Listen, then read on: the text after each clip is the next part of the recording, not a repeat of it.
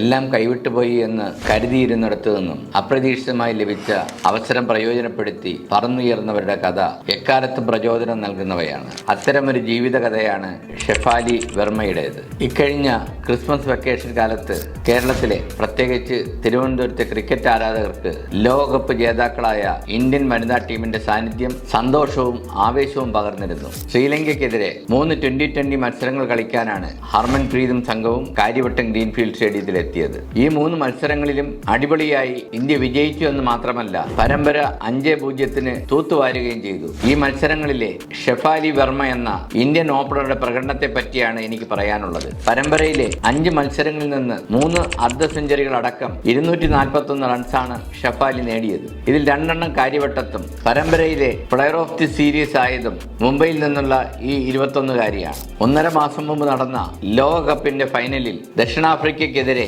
നേടിയ തകർപ്പൻ അർദ്ധ സെഞ്ചുറിയോടെയാണ് ഷെഫാലിയെക്കുറിച്ച് ക്രിക്കറ്റ് ലോകം കൂടുതൽ ചർച്ച ചെയ്യാൻ തുടങ്ങിയത്.